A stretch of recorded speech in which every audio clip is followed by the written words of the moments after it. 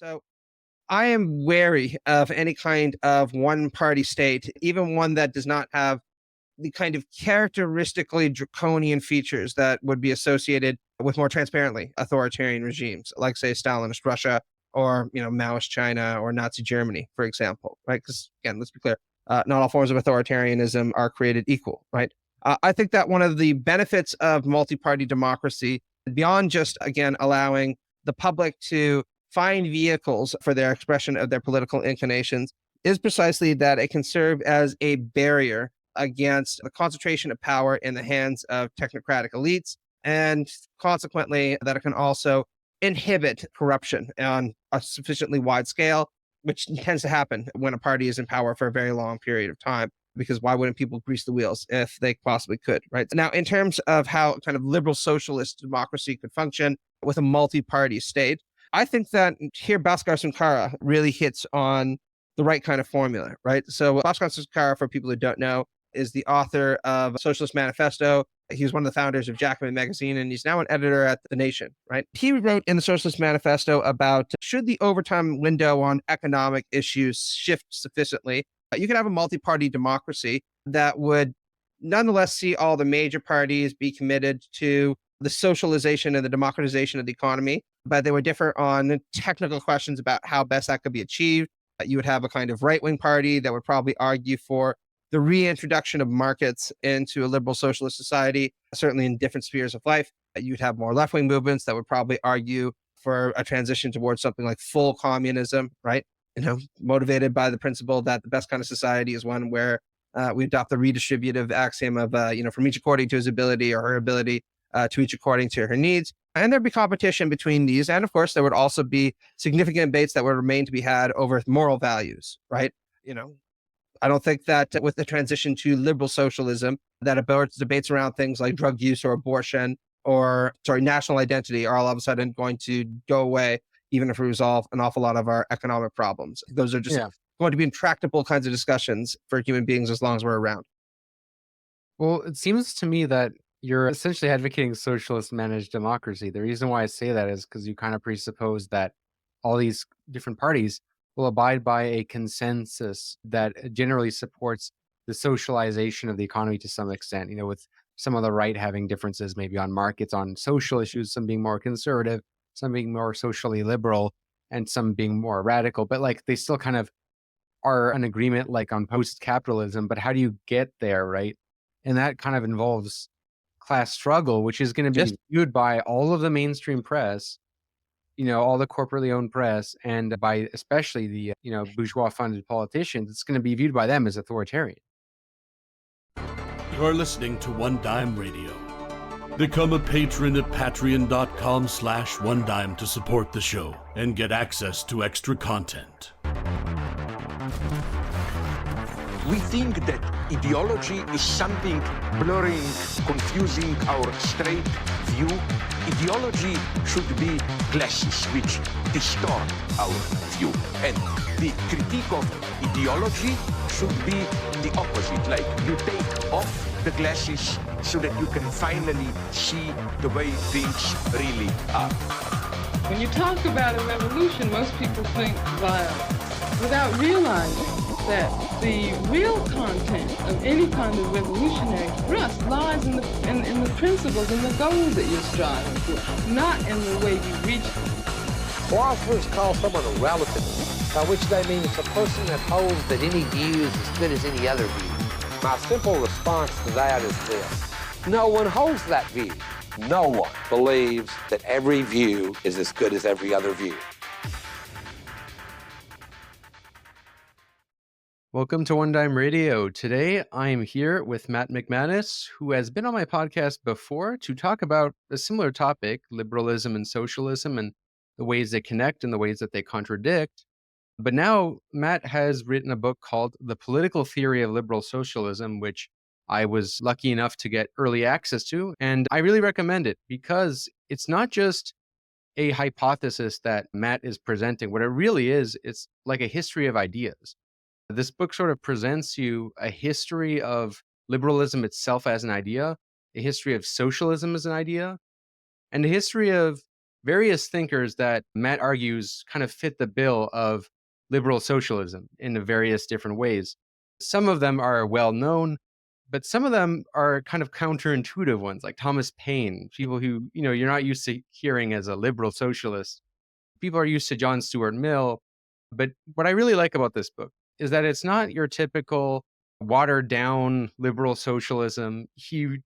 Matt really does deal with the critiques that are kind of obvious critiques that Marxists have made of liberal socialism and of liberal thinkers. It's interesting. I really saw a lot of some of the criticisms I was leveling in our last conversation are dealt with directly here. Like you deal with Lisordo, for example, and you deal with a lot of the Marxist critiques of liberalism quite well. I thought this was excellent. But before getting straight into the conversation, I think the first question I would like to ask is, you call yourself a liberal socialist, and that's going to piss a lot of people off just because, one hand, ignorance. People hear liberal socialist. Most leftists, I think, when they get recently, quote unquote, radicalized, they think that liberal just means a less radical leftist, like a centrist or something. And people on the right, they think liberal and socialist, that's just the same thing. Like, what are you talking about? Why are you using a tautology like that? But also, liberal socialist has a sort of bad reputation with people on the more Marxist and anarchist end. And the question I want to ask, and I think this is an important one, is you call yourself a liberal socialist. Are you a liberal first and a socialist second, or a socialist first and a liberal second? That's a good question. And I would argue that I'm a liberal first, but that's only because the tradition of liberalism anteceded that of socialism. And I believe that it is absolutely necessary to commit yourself to liberal principles of equality for all, liberty for all, and solidarity for all in order to make sense of many of the normative priorities of socialism. But that's, of course, because I agree with people like Carlo Rosselli, the great anti-fascist, that what socialism can be understood as, if it's understood properly, is really the extension of liberal principles into the economy for the sake of poor people. See, I think this is already where our difference would emerge. But I want you to lay out your case fully and be able to present your whole view just so people can understand in this public segment. And I think in the back room, we'll discuss how I come at it a little differently and maybe your response to that or what you think of that. Because I think our disagreement would boil down to the fact that I still think you believe in a liberal road to socialism, whereas what I care about more is the liberal governance of socialism, less so the liberal road. But we'll talk about that after. I mean, first, what is liberal socialism? It's a complex question. But before we get into the thinkers, what is liberal socialism for you? Sure. Well, the way that I describe it in my book is that the canon of liberal socialist authors was extremely diverse on a huge number of questions. Like any other political tradition, there are people who adopt very widely divergent arguments on things like imperialism, things like feminism. But all liberal socialists, I claim at least, are committed to three core principles. So the first principle is a commitment to methodological collectivism and normative individualism. Now, these are technical terms, but to abbreviate, so methodological collectivism just holds that human beings are social animals, and our anthropology and social ontology needs to be understood in those terms. We can only secure flourishing for individuals in the proper social context. And of course, this commitment to methodological commitment, collectivism, is intended to preclude a commitment to something like social atomism or possessive individualism. But liberal socialists are also normative individualists in the sense that they appreciate that while the individual requires the proper social settings to flourish, ultimately it is the well-being of individuals, living individuals, and potentially future generations that is what matters, to use Derek Parfit's terminology. So what is important is that your life goes well, my life goes well, anyone else's life goes well. Really, we're not really concerned with the flourishing of reified abstractions like civilizations or nations, which are imagined communities. They might have certain kinds of value to them, but only insofar as they are useful in expressing the solidarity between individuals. So the second principle that I argue all liberal socialists are committed to is a developmental rather than an acquisitive ethic.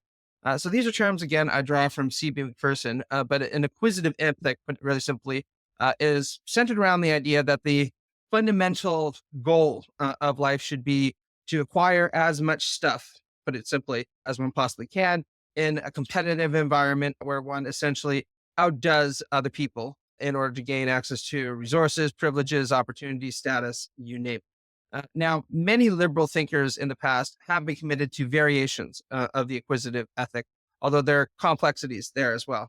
Think about proto-liberals like Hobbes, or for that matter, universal hedonists like Jeremy Bentham.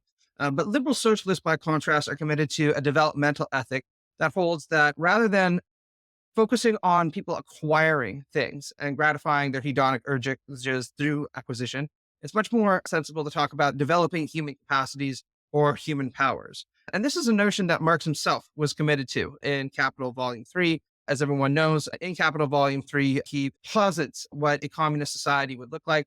And he says that fundamentally a communist society is going to be liberatory because for the first time, the development of human powers will be an end in itself. It's also sometimes translated as human capacities. So, of course, liberal socialists understood this developmental ethic, empowering people through the development of their capacities in a variety of different ways. But all of the liberal socialist tradition is committed to it in one fashion or another, from John Stuart Mill's emphasizing the need for individuals to kind of grow and extend themselves like living trees to their natural extent, to John Rawls' endorsement of the Aristotelian principle, the theory of justice. And then last but not least, I argue all liberal socialists are committed to this idea that we should try to obtain economic democracy and family democracy in a liberal democratic context that takes very seriously the importance of basic liberal rights. Indeed, more seriously in many cases than most liberals have taken seriously basic liberal rights. But that, of course, does not include a classical liberal commitment to expansive property rights. All liberal socialists are committed, of course, to this idea that people have an entitlement to personal property, your car, your home, your laptop, that kind of stuff. But, that does not mean that you have an entitlement to own the means of production, particularly where private ownership of the means of production leads to inequities of power that result in domination. So I take it that what you're more or less trying to formulate, and a lot of the thinkers that you cite, is socialism for an already existing liberal context, less so, saying that like countries that don't have a liberal tradition that is as strong, like, you must adopt this way. It seems to me like what you're really trying to do is because, the thinkers you focus on are pretty much like Western thinkers. Like this is really like a kind of attempt to form a Western socialism, and that's not a criticism. I think where we lack most is a Western socialism, but many people have tried to do that. But usually, what you see on the radical left is usually a libertarian socialism. People tend to say, "I'm a libertarian socialist," or they will say democratic socialist, like people at Jacobin. So I'm curious why the label liberal socialism is one that you prefer to choose. Sure, absolutely. Well, there are three core reasons that I chose to use this label. The first one is, as you know, I spent an awful lot of time studying the political right. We've talked a little bit about my books like The Political Right and Equality, if people are interested in going to check those out. But there's a kind of crude conflation many conservatives and many people on the right will make between liberalism and socialism, which you gestured to. The kind of person online who will say that anyone to the right of Ronald Reagan is communist, liberal, socialist, feminist, cuck, soy boy, all the kind of labels you'd expect. So that's not what I'm talking about. But there's a more thoughtful strain of conservative and indeed reactionary thought that has always stressed that there's a deep elective and historical affinity between liberalism and socialism, and actually stressed the continuities between them rather than the breaks. Just to give two quick examples, both Nietzsche and Heidegger strongly emphasized the affinity of liberalism and socialism. Heidegger even went so far, of course, to famously describe them as metaphysically the same in Introduction to Metaphysics. Reason being, he said that ultimately liberalism and socialism are just both Enlightenment humanist doctrines. They very much stamped by the tradition of Western rationality. And of course, Heidegger at least wanted to reject them both on that basis, because he saw them as just technical philosophies committed to arguing about banal things from his perspective, like how to build and distribute better refrigerators, or in the modern day, I suppose, better iPods or iPads. But I think that, there's some truth to this conservative comment or reactionary comment. But of course, I reject the normative implications people like Nietzsche and Heidegger draw from their conflations. I actually argue that there are good reasons, of course, to stress the elective affinity and historical affinity between liberalism and socialism, but that should be with the aim of justifying them through synthesis rather than rejecting them offhand. So the second reason I was inspired to do this was in part because whenever I would talk to my fellow leftists, particularly in Canada, which I know where I know you're located, like you said, there would always be people who'd be like, I would never identify as a liberal. Liberals are, Justin Trudeau type people, or the Keir Starmer type people, or they're Hillary Clinton type people. And as a leftist, I can emphatically empathize with, those kinds of sentiments, right? I don't like any of those people very much either. But if I were to ask them on a more technical level, right, do you believe in things like freedom of assembly, freedom of association, particularly for the working classes, freedom of speech, religious toleration, et cetera, et cetera, et cetera? Almost everybody on the left that I knew would say, absolutely, we believe in all those things. If anything, the problem we have is that those values and rights aren't safe in the hands of centrist liberals because they'll be very happy to sell them away for the sake of capital if, contest emerges between capital and protection of fundamental liberal rights. So what I hope to do is just make explicit a lot of those liberal commitments that I think many leftists would identify with by enhancing or resuscitating this dialogue through the book. And then I suppose the third reason that I was inspired to write this was I was just independently interested in both liberalism and socialism. And in my survey through these different traditions and some of the major authors, I just noticed that there were a lot of liberals and indeed a lot of socialists who identified with each other or identified as liberal socialists for that matter. And I thought that this was both intriguing intellectually and potentially worthwhile politically. And so for those intellectual and exegetical reasons, I was motivated to write. I guess to further deconstruct liberal socialism is the meaning of liberalism itself, because that's something that it seems kind of obvious today, but it's very much not. And I'm sure you're aware, but most of my audience probably won't be aware that like liberalism is almost kind of defined retroactively in the sense that a lot of the things we associate with liberalism and a lot of the thinkers that we consider to be pioneers of the liberal tradition, like John Locke, and Adam Smith, they did not call themselves liberals, and liberalism as a doctrinaire label did not even emerge until after the French Revolution. It was kind of late. Like even the founding fathers didn't say we identify with liberalism. They called themselves Republicans, but sort of most people who study the history of liberalism kind of identify a bunch of different trends, like supporting the freedom of speech, separation of powers, freedom of assembly, and also certain economic ideologies that are kind of, we now have defined in this doctrine, but there's always been a conflict, right, between people who are more politically liberal and more who are economically liberal. And you deal with this a lot in your book because that is something that I think a lot of people dismiss about liberalism. They see it, they almost take like Ludwig von Mises, his definition of liberalism as like being, no, liberalism is really just about property and economic rights, not all this social justice, socialism stuff. And they kind of say, well, yeah, that is what liberalism is, and that's why it's bad, right? But yeah, what is liberalism economically and politically? And I know that's a contradictory answer, and that's kind of what I'm trying to get out of you is like the contradictions that emerge in that, because I think that's worth seeing where you're coming from in order to get the bigger picture of liberal socialism. Yeah, absolutely. So that's a very difficult question. We have a mutual friend, Victor Brazzone. Just a little funny anecdote. He and I were presenting at a conference recently at University of Toronto, and one of the more practically minded political scientists out there, very smart guy, by the way, not a dismissal, just said, can't you political theorists just give us an uncontradictory and unambiguous definition of liberalism? And all the political theorists in the room just started laughing, right? It's like, well, we've been aiming at that for 150 years right now, right? And the debate goes on. So as you point out, right, the term liberalism itself wasn't in widespread use until really the beginnings of the 19th century. Most historians date it to Los Liberales, a Spanish movement that was for constitutional government in opposition to a restoration of the monarchy after the Napoleonic Wars. So again, people like Adam Smith, John Locke, Hobbes, Rousseau, Montesquieu, who are sometimes canonized in the liberal tradition, or in Rousseau's case, sometimes banished from it, right? Many people will consider them proto-liberals or even liberals without necessarily identifying with the name. I don't want to get too much into that debate, though.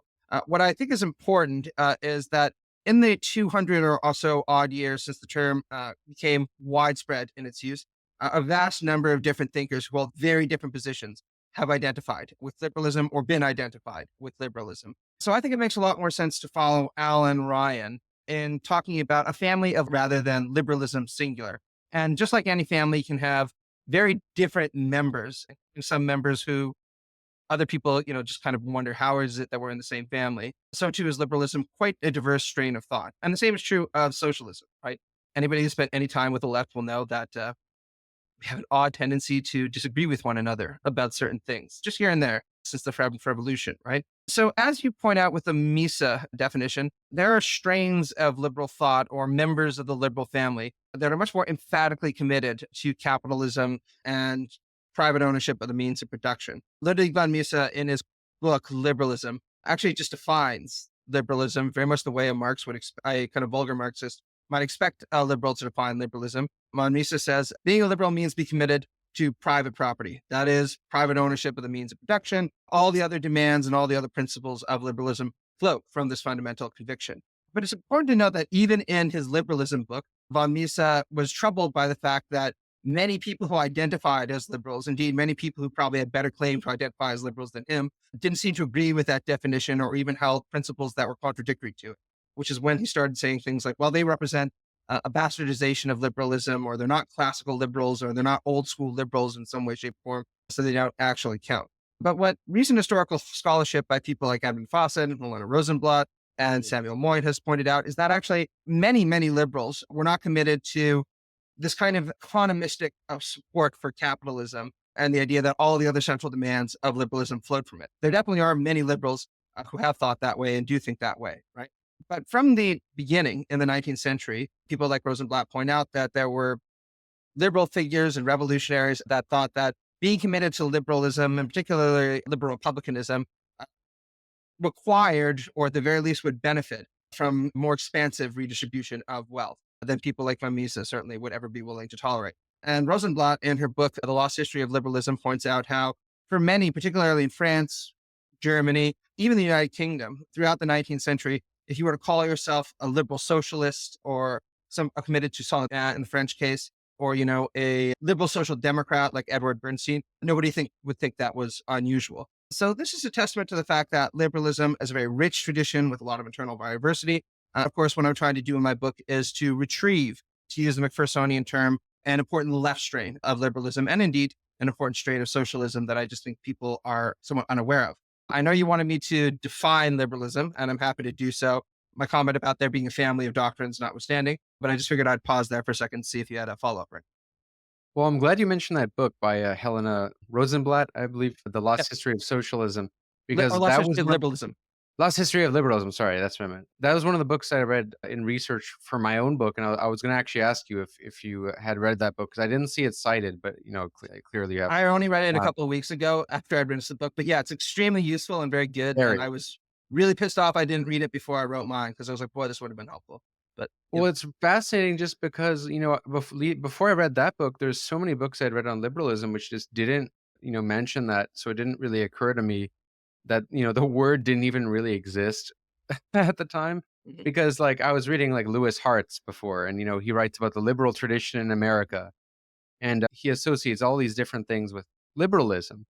And, but the term liberalism did not make its way into America until very, very late. And I believe the first president to even call himself a liberal, he's not the best president, but Woodrow Wilson, Woodrow Wilson calls himself a liberal, but then and you have disagreements over what liberal means.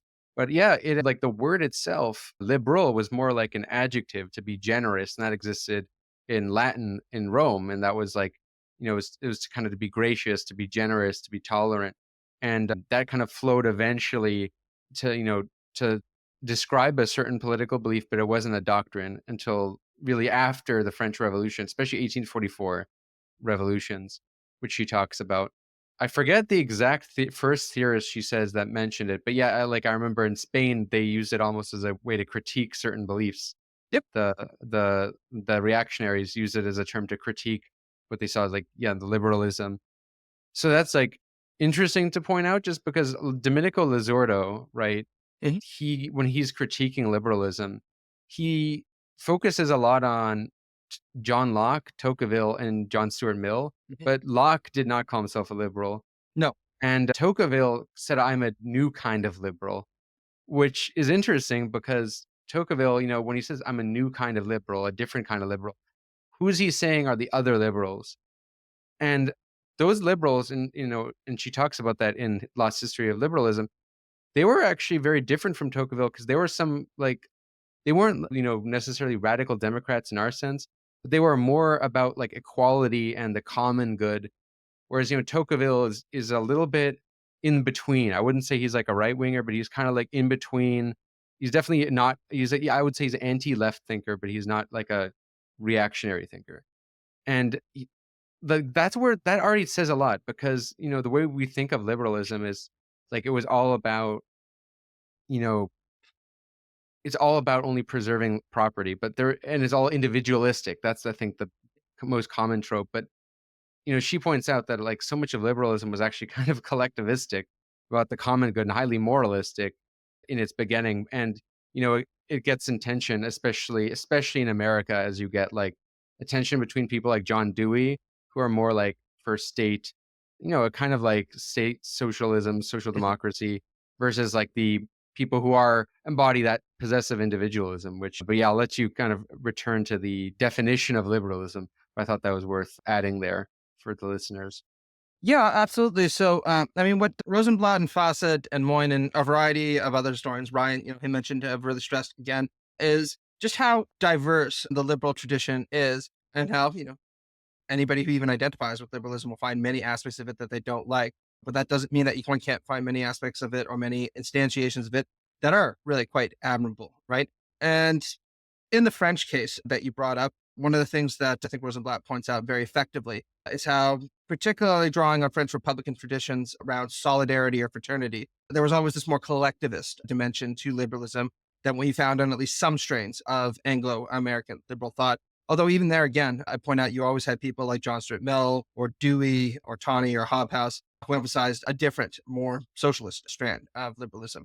So in terms of how I define it in my book, I argue that at the normative core or the philosophical core of liberalism is a commitment to three principles. The first is this principle of equality for all, by which I mean the moral equality of all. Now, to be clear, no liberal would take seriously the idea that moral equality entails social or economic equality automatically, although many liberals, of course, will derive that conclusion from a commitment to moral equality. What this just means very basically is that each person's life is as significant or needs to be granted as much moral weight or shown as much concern as anyone else's life, right? It's as important that your life goes well as that my life goes well, as if somebody in Uganda's life goes well, etc. I understand that there's also a universalizing quality to liberalism that is extended out of this commitment to universal moral equality. Now, I want to be clear. I point out in the book that this commitment to equality is not unique to liberalism. It's not even invented by liberalism. People have pointed out how Stoic and Buddhist and Christian traditions had a commitment to moral equality that was very significant beforehand. If you are a Hegelian philosopher like Charles Taylor, for example, or Hegel for that matter, you'd probably say, well, maybe liberalism emerged from out of certain impulses within the Christian or the Stoic tradition. I don't get into that too much in detail in the book, but I do argue that what liberalism achieved, and Marx himself was very emphatic about this, was a transformation of some of these egalitarian and liberatory impulses to a level of revolutionary thought, right? So, you didn't really see Stoics arguing for a radical transformation of society. People like Seneca would argue that, yes, it's the case that the slave might be the equal to the emperor, but that's only in a metaphysical sense in this world. The slave is obviously not the equal to the emperor, and their job is to comport themselves with a certain degree of dignity to that reality. Liberals, tended to argue much more fiercely that in a fundamentally unequal social setting, one might be entitled to revolution in order to change social circumstances to build out a more just society. So the second principle that I argue all liberals are committed to is a principle of liberty for all. Now, as Charles Mill and Lacerda, for that matter, will point out, who actually gets liberty, because who counts as part of this all, has been eminently contested within the liberal tradition. For somebody like Locke, all people who are entitled to liberty, of course, just means all propertied white men. For some of the American founding fathers, like John Adams, they connote it very similarly. But then you get to people like Thomas Paine, Mary Wollstonecraft, they're going to start to argue that no, actually, the poor should be entitled to the same kind of liberatory benefits that liberalism is meant to deliver to the rich. Or, of course, women are entitled to the same kind of liberatory benefits that are originally intended for the rich. And I argue that this principle of liberty for all flows pretty organically from this commitment to equality for all. The reason being, once I consider you my moral equal, then most liberals would say there's something pernicious or domineering about my assuming that I am in a normative position, certainly where I can use force to compel you to live a life that I think is more appropriate for you. And certainly I'm not allowed to supersede your own sense of what is necessary to make your life go well. So there's this kind of commitment to liberation that's baked into this idea of equality. And then the last principle that I argue liberals are committed to is solidarity or fraternity for all. Now, again, this might seem strange to those weaned exclusively on the Anglo-American tradition, but of course, anybody who's familiar with French Republican thought and the strands of liberalism that would emerge there would recognize that liberty, equality, and fraternity are a trinity of core principles that are intended to be self-reinforcing. And I point out in the book that you can make a case that even in Anglo-American streams of thought, you still see a kind of commitment to a certain degree of fraternity and solidarity. A good example of that would be in the Declaration of Independence. People are familiar with Thomas Jefferson. Of course, Thomas Jefferson argues that all people are created equal, entitled to life, liberty, and the pursuit of happiness. That might seem like a commitment exclusively to equality for all and liberty for all. But then he complements that by saying, in a very Republican vein, in the event that social circumstances do not allow people to enjoy the fruits of equality and liberty, of course, one is entitled to rebel against the existing social orders in cooperation with others to try to establish a new kind of political order. So there's this Republican solidaristic quality, even in things like the the American Revolutionary. Yeah, that's crucial to point out because America is the first country to be explicitly founded on Enlightenment ideals. And Britain, is a liberal state already by this point, but it's not explicitly founded on Enlightenment ideals. And that in the Declaration of Independence, all men are created equal. And more importantly, what you just mentioned, the right of revolution, which Jefferson, of course, gets from John Locke, that gets conveniently taken out by the U.S. Constitution by Madison, who you mention in this book. You said have a funny line where you say Madison is almost like a Marxist in being honest that like society is divided between classes and there's class struggle, and the only difference is that he thought the propertied majority should win. But I do want to say it's easy to kind of look back at like the founders, right, and kind of see, well, they thought it was all just they wanted essentially a dictatorship of propertied white men. And there were differences, of course, like Jefferson had his like kind of petty bourgeois utopia, which would be that everyone would be able to one day own property. But like how they rationalized it, and at the time it had a certain level of legitimacy. I mean, is that, without your own means of subsistence, because if you didn't own any property, you were like a wage laborer, you would be a proletarian. And as Marx himself notes, you don't have your own means of survival. You're dependent on someone else. And the logic at the time was, I'm really saying this for the listeners, is that, if you didn't have your own means of subsistence, you weren't capable of being able to actually actualize liberty and be able to actualize your human capabilities. And, they rationalize this to really say, oh, they shouldn't even really be able to vote. They should have property restrictions. Granted, in America, you could own property quite easy compared to England, where like it was a very small fraction of people who were able to vote. But still, it does show that like between these figures, these Republican figures, there's already a great difference between figures like Madison and even Jefferson. But then later on, the radical people come, or who were already there from the beginning, like Thomas Paine, as you mentioned.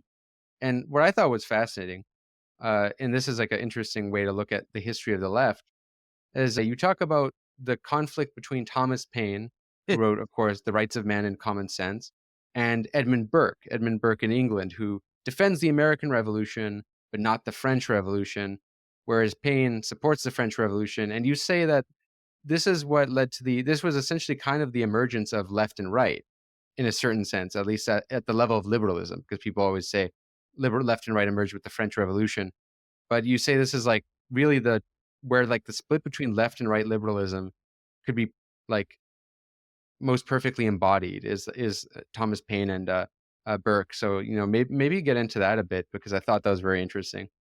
Yeah, sure. So this isn't an argument that it comes exclusively from me.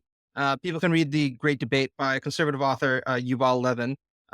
It's a little bit problematic, and I think that he misunderstands the innovations of Paine at some point, but it's a lucidly written book that's quite helpful, and he makes a very similar kind of argument. But to make a long story relatively short, so for those who don't know Paine, Thomas Paine was, as you mentioned, an enormously important revolutionary pamphleteer, and also increasingly is being appreciated as a innovative political theorist in his own right. So there's this long-standing sense about Paine, kind of a snobbishness even, that suggested, look, he was an enormously skilled writer. He was a great publicist for revolutionaries thought, but he wasn't particularly innovative in his own regard. And my book follows some recent scholarship by people like Lamb in pushing against that and saying, actually, he had some pretty original ideas, even really original ideas that have only begun to be appreciated more recently. But for those who don't know Edmund Burke, right? Edmund Burke was an unusual figure in the 18th century in that he came from a petit bourgeois background. For most of his life, he was considered to be a Whig, albeit a moderate Whig, right? He supported progress and reform. He was not necessarily anti-imperialist, but certainly called for checks on the excesses of British imperialism, particularly the activities of the East India Company in India. And as you mentioned, he was widely regarded as being, if not quite supportive of the American Revolution, in the sense of being a revolutionary, at the very least deeply sympathetic to the American Revolution and willing to apologize for it in the British Parliament. And there's some debate about how far his support went, how far it was tempered by other kind of concerns. But many people point out that this created a lot of shock when Burke came out against the French Revolution in 1789, 1790. And Burke insisted pretty emphatically that there had been no change in his positions or his outlook, and that he had been supportive of the American Revolution because in the American context, the revolutionaries in the United States had not demanded total transformation of society. They were only arguing for the retention or to enjoy the benefits of the rights that they inherited as Englishmen and that had been denied to them by the British Parliament. By contrast, in the French Revolutionary case, there was an attempt to build a new empire of light and reason, as you sarcastically put it, where everything was to be changed, and he wouldn't have any kind of truck with that. Now, whether or not you interpret the revolutions the same way that Burke does is kind of inconsequential to what I want to bring up here. What is important is Thomas Paine's response to this, which is furious, right? So when Reflections on the Revolution in France comes out at the kind of apex of revolutionary agitation, many conservatives across Europe and many monarchists, Europe, embrace it. It's a huge bestseller in its day. And a large number of defenders of the French Revolutionary write important responses to it, not least Mary Wollstonecraft's A Vindication of the Rights of Man, which is also an important polemic against Burke that I discuss in the book. But Paine's response was The Rights of Man, Part 1, which is just a searing, contemptuous, sarcastic, really, really mean, in some cases, a rebuttal of a lot of Burke's views. So the book is very rich and very funny. People can read it and actually kind of enjoy it quite a bit. It's not, an academic book by any measure. But core to his argument is this commitment to quality of natural rights that he thinks that Burke is denying by arguing for a conception of rights that's based upon convention, which means that that rights are fundamentally unequally distributed. But he also takes other jabs at him, not least of which is this claim that for all Burke will appeal to things like tradition and history, he's not actually all that historically minded. So Burke, as many people know, is often defended as a historicist or traditionalist, right? We should kind of revere the societies that we're born into and respect institutions that have historically proven themselves over a long period of time. But Paine says, look, actually, if we expose the real foundations of the Austrian regime, there doesn't really seem to be all that much to admire, even in countries like Great Britain, right? So he points out how Burke would insist that we should revere the monarchies of Europe, including, the British monarchy. But the only reason the British monarchy isn't because of some kind of providential wisdom. It's because in 1066, William the Conqueror crossed the English Channel with a couple of really disreputable mercenaries, defeated Harold Godwinson at the Battle of Hastings, and then proceeded to just butcher his way across the country, wiping out anybody who disagreed with him until everyone said, fine, I guess you're the king now. And Paine took great delight in pointing this out whenever he could, where he says, once you understand that existing systems of power are all based upon this initial act of predation, even a criminal act of predation. They lose an awful lot of their luster and an awful lot of their appeal. And it becomes very hard to take seriously arguments that these are some kind of sublime institutions that God ordained for our benefit, right? If God had ordained William the Conqueror to establish a new dynasty, then why did William the Conqueror have to essentially butcher so many of his future subjects until they were willing to accept him? And the argument continues in this vein throughout the course of the book, but it's a very, very effective kind of polemic against Burke that still stands, I would argue, as a model of what good left-wing criticism of the right should look like. Smart, sarcastic, populist, relatively accessible, but unsparing, and this kind of ruthless application of demands for consistency. Yeah, it really is like Thomas Paine's response is very much a defense of revolutionary violence, in the sense that he also brings up like the Civil War, the English Civil War, which is what gave England, essentially it's what paved the way for it becoming a liberal state. English history tends to get rewritten in a way that only emphasizes the glorious revolution.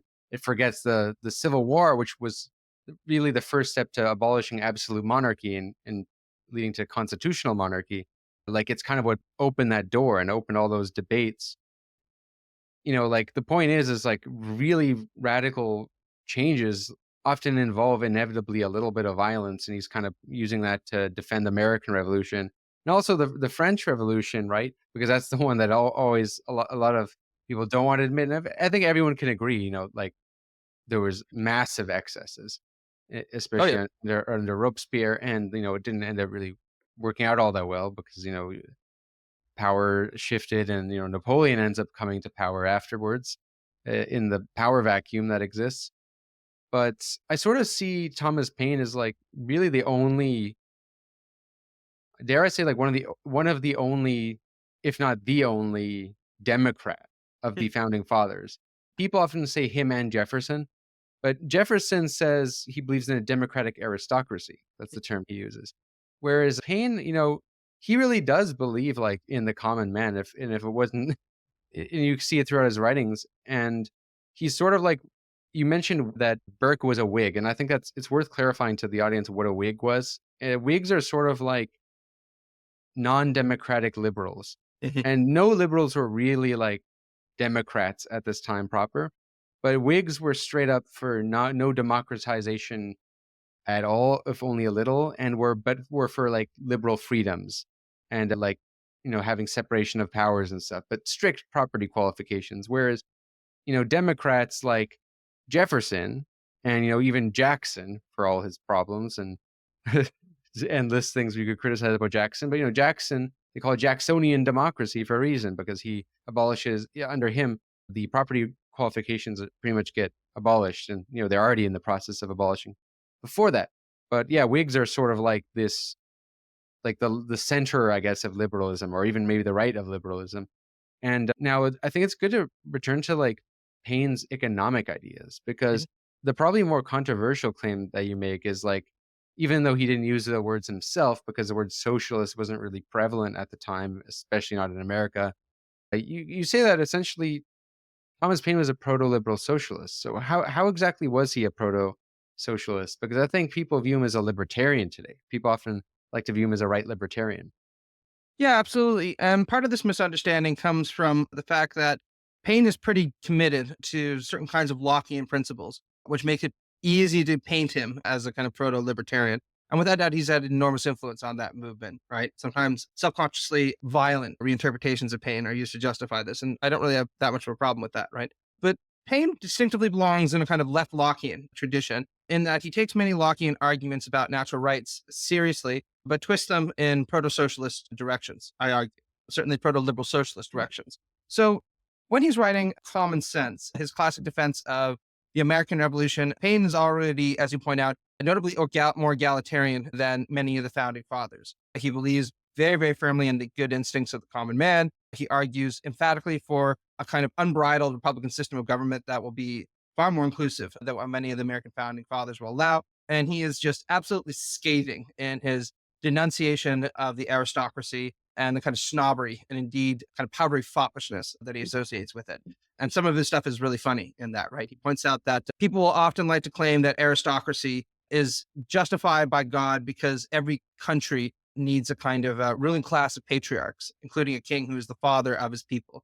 And he points out, why would God in his wisdom appoint a 12-year-old boy, as happens so often in English history and in French history, to be a father, so-called, of his people, who ironically is younger than most of the people, more immature than most of the people he's supposed to govern, right? So some very funny stuff. But by the time Paine hits the second half of the Rights of Man, he moves on from the pretty conventional, albeit very artfully expressed Lockeanism of common sense to, again, a more mature, but still substantively egalitarian vision. So in the Rights of Man Part 2, and especially in a pamphlet called Agrarian Justice, he argues, look, there are two kinds of property. There is natural property. This is from Agrarian Justice. A natural property actually is fundamentally egalitarian because it is essentially the earth held in common by all of us, right? God ordained, or the deity ordained, that everybody is entitled to land, water, air, and nobody can appropriate that for themselves without paying a cost, as we'll see. Then there's artificial property, which consists, for the most part, in Paine's case, at least initially, of land. And he says artificial property, the rights that people have to it are considerably more constrained or subject to utilitarian justification than natural rights to the earth in common. So he says, initially, right, the earth was held in common. Now, the cultivation of land to produce artificial property, he thinks, was beneficial in the sense that obviously we're all better off with cultivated farms than just kind of picking food from the barren soil wherever it is that we can. But he points out that by expropriating or appropriating property in the land, the property class dispossessed most of humanity from what they were entitled to as a matter of natural right, namely the earth held in common. And he says, this means that artificial property is fundamentally a social rather than a natural institution. Those are the terms he uses, which means that society is owed a debt, and the poor in particular are owned a debt by the rich for the use of their land and the use of their property. And this must be paid as a matter of right, not of charity. And Paine is very expressive about that, both in the Rights of Man and in Agrarian Justice, right? The rich don't have a choice, normatively at the very least, about whether to pay off this debt to the poor. So he goes on in the Rights of Man and in Agrarian Justice to justify a kind of proto-welfare state, or describe a kind of proto-welfare state that is to be provisioned for by quite heavy taxes on the rich to pay off this debt that they owe to society for the retention of their property. Just to be very brief, right, Paine argues, amongst other things, that all women should receive a stipend upon giving birth, both for their hardship and in order to make sure that mothers and children get a good start in life. Education should be universally available to all, good education for that matter. People should receive a universal inheritance around the age of 21. That is to be quite generous and to set them up in life. Jobs are to be guaranteed to all, which is quite novel if you think about it by the 18th century, right? And not just any jobs, good, well-remunerated jobs, which people can choose to assume whenever they wish and go back to if they need them. And then last but not least, he argues for an old age pension and state-funded funerals of all things. And he thought that these old age pensions should begin at 50 and get progressively more generous as time went on, particularly after the age of 65. So you take this all together by late 18th century standards, it's really quite remarkable just how egalitarian a lot of these proposals are, especially when taken all together. Right? Again, I want to stress that Paine thinks that all of this is necessary, both to pay off the debt that the rich owe to the poor for the possession of their, again, artificial property, and also because he thinks that a more egalitarian society that is rid of the evils of poverty is more likely to be a thriving Republican society. He thinks that stark inequalities of wealth are conducive to jealousies and animosities that ultimately undermine the kind of virtues that are necessary in order to maintain a well-functioning government. And I think, frankly, that time has borne him out on that one. Another thinker who you talk about who is writing around the same time period is Mary Wollstonecraft, who I have heard of, and she's often mentioned in histories of liberalism, but sort of mentioned very briefly. Very rarely do I hear people actually discuss her ideas, and I thought that was something very interesting in the book as well, that you went very into depth about her ideas and how she's also sort of like a proto-liberal socialist. Mm-hmm. Why is Mary Wollstonecraft so important in the history of emancipation? Sure. Well, Wollstonecraft is without a doubt most famous for her book, A Vindication of the Rights of Women, which makes a very cogent argument, not just that women should receive more or less the same rights as men, but also argues that, in fact, women are subordinated in slightly different ways, or sometimes radically different ways than men, and that an inclusive liberalism needs to take seriously these forms of domination and interrogate them more robustly. And of course, that's what later liberals and socialists and feminists are going to do, including important liberal socialist authors like John Stuart Mill, who many people will know is also the author of an important feminist classic, The Subjection of Women. So I don't talk too much about Mary Wollstonecraft's feminism in the book, not because it's unimportant, it's extremely important, right? Just because it's well-worn territory, and also because what I really wanted to foreground was a commitment to economic equality, which is something that has been considerably less discussed. So in A Vindication of the Rights of Women, probably inspired by Adam Smith, she says, from inequalities in property flow, like from a poison chalice, virtually all the kind of moral perversions that we see in our society. And I say I suspect she was inspired by Adam Smith here because she was deeply influenced by Smith. And many people don't know that in A Theory of Moral Sentiments, Smith made a very similar kind of claim, right? That is from the reverence for wealth and property that many of the corruptions, indeed the worst corruptions of our moral sentiments result. So Wollstonecraft goes on to argue that a society that's characterized by more or less equal distributions of property is more likely going to be a virtuous society than one that is defined by strict inequalities of property. And this is in no small part because in a highly hierarchical society defined by stark inequalities of property, aristocrats don't have to pay very much attention to the people that normally they're supposed to rule. Indeed, they often build quite literal walls in order to keep themselves separated from the cleaners, the bakers, the people who build sewers, all the kinds of people who really keep society going and are far more essential to its functioning than the aristocracy, which the aristocracy considers that it doesn't have to take any mind of. Now, many commentators have pointed out how a lot of her ire is again directed against the property classes of the ancien regime, right? So the feudal aristocracy.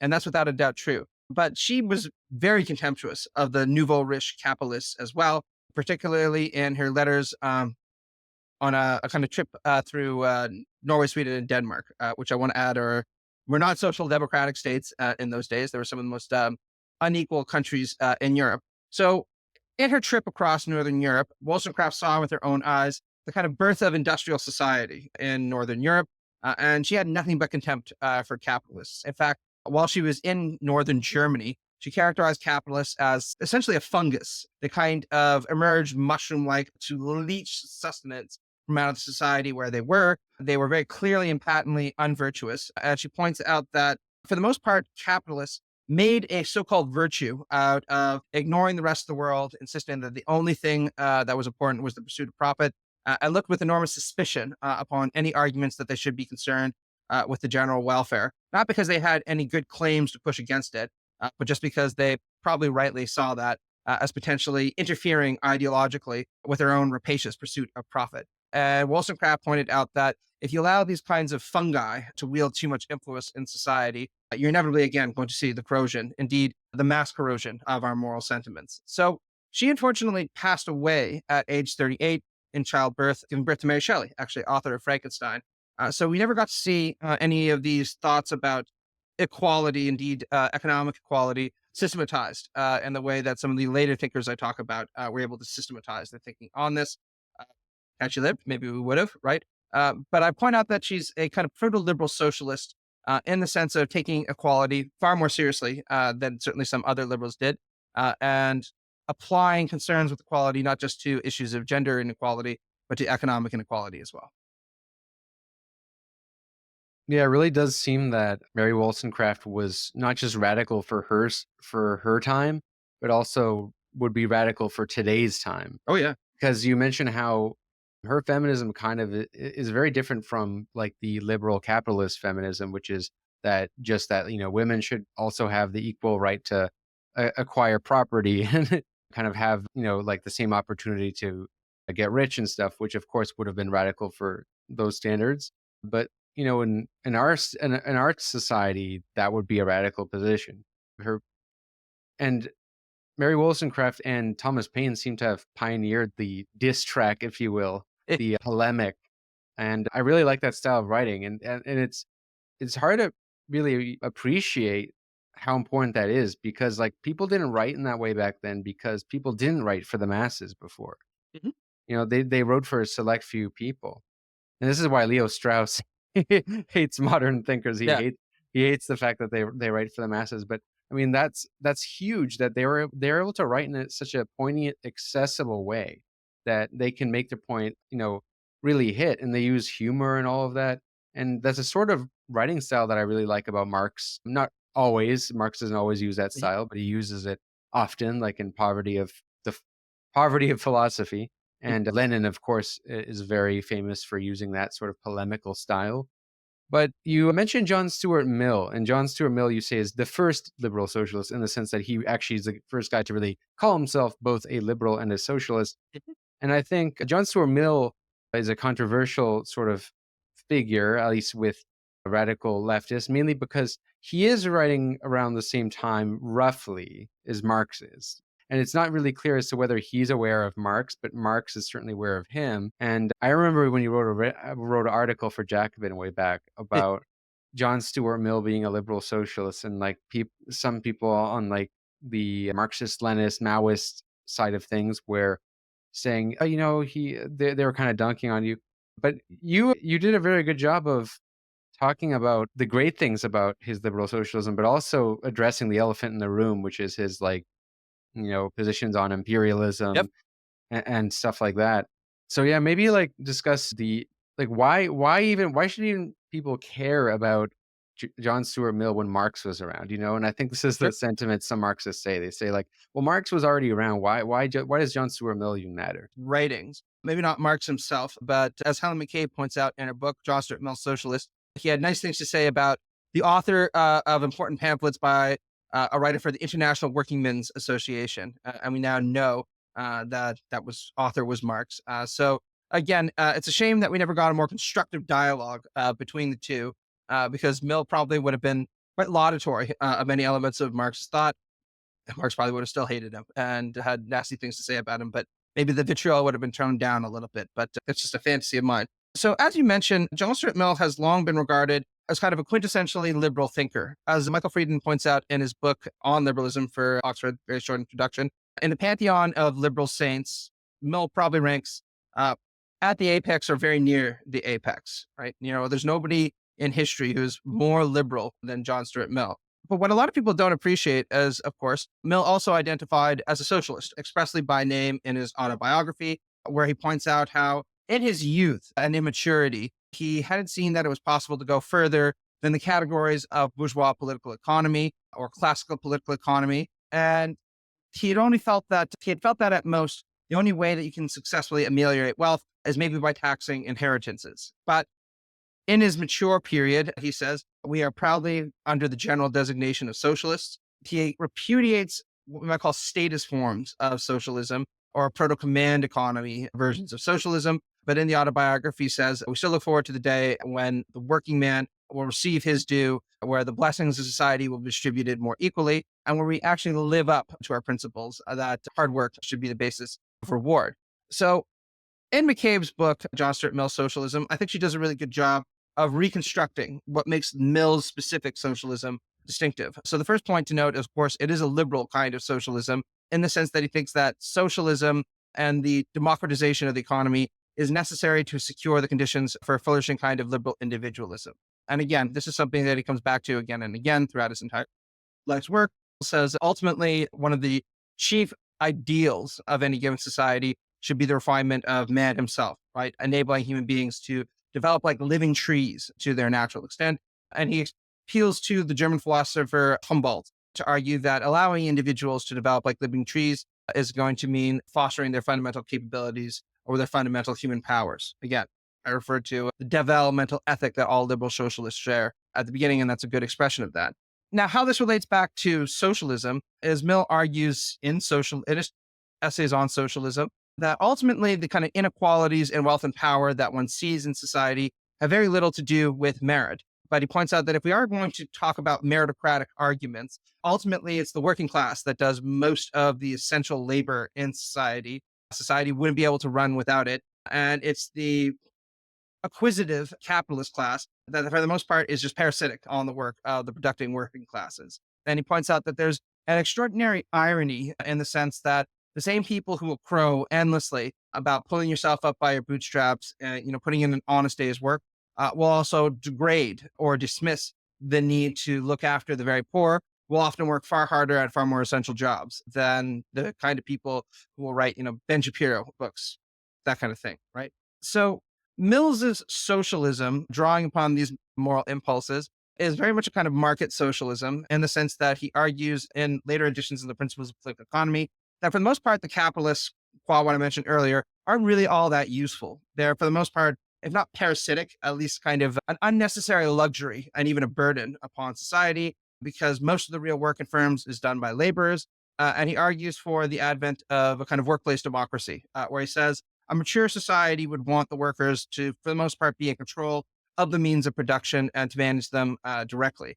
And he thinks that workplace democracy would be more efficient than capitalist-run firms.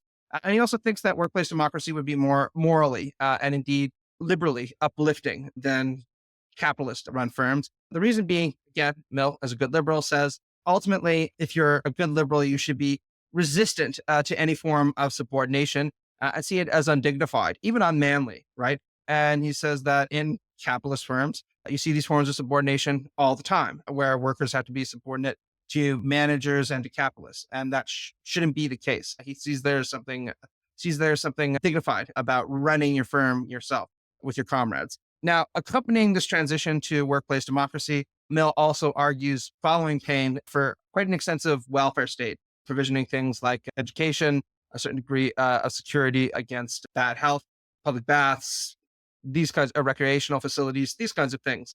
Now, by 19th century standards, the kind of welfare state that Mill advocates for isn't particularly generous. Sorry, by 20th century standards. Obviously, the social democratic states that are going to emerge later would be far more expansive in terms of their redistributive ambitions. But I think Elizabeth Anderson is right where she says, Mill, given his commitment to economic democracy and already agitating for a pretty expansive welfare state by 19th century standards, would absolutely get behind this idea that the state should target inequality and try to offset it by ameliorative and redistributive programs, because you would see that as a complement to this transition to economic democracy. So that's the kind of shape of Mill's socialism. Now, in terms of the problems with it, I discussed two main objections in the book. The first objection is one that's been longstanding from the Marxist tradition, and it holds that fundamentally the problem with Mill is, even though Marx acknowledges, and I think people sometimes underappreciate this point, that Mill was not a vulgar economist. He was an important bourgeois thinker whose work needed to be taken seriously. And he also notes that Mill, of course, had certain kind of egalitarian and ameliorative ambitions that other bourgeois economists didn't.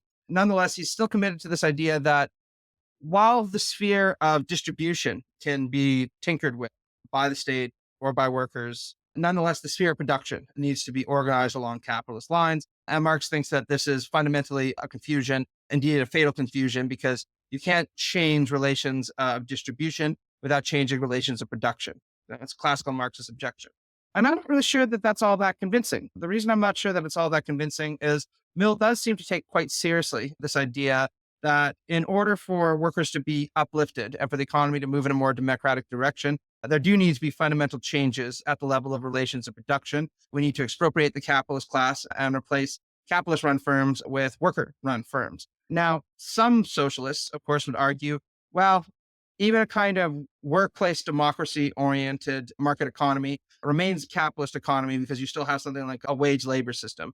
But even then, I think Mill would push back and say, it's not really wage labor because the workers are managing their firms directly, more or less as equals. And yeah, competition might still lead to certain kinds of firms going under, but competition, in addition to being necessary for incentives in order to develop new technologies, et cetera, will be offset by the redistributive programs that he mentioned, which will protect people against various kinds of infirmities. So we can continue this debate if we want, but I do want to just make clear that I think Mill is much more sensitive to this need to change power dynamics in relation to production than Marx sometimes appreciates. And that might and that's not a knock on Marx, right? The guy was busy and had a lot of other things to do with his time. The second objection, though, which you adjusted to in your initial comment, I think is one that's much more serious. And it's the fact that Mill, of course, was a vigorous proponent of British imperialism. And it's on this front that I don't think that we need to show him any kind of slack or any kind of forgiveness. So Mill had extremely epistocratic and patronizing views of non-white civilizations, arguing that despotism was appropriate for them until they had arrived at a position of maturity that was sufficient to be self-governing. And of course, any socialist would want to reject that emphatically. And I do think that this also relates back to Mill having a somewhat narrow understanding of capitalism as an emerging global mode of production, and the way that if we are going to be critical of capitalism, it needs to be critical to be a criticism of capitalism that appreciates this global dynamic. But I've been thinking for a long time. That more or less, I think, kind of wraps up my take on this. Well, I just thought of something because, I've been familiar with that quote of John Stuart Mill about despotism.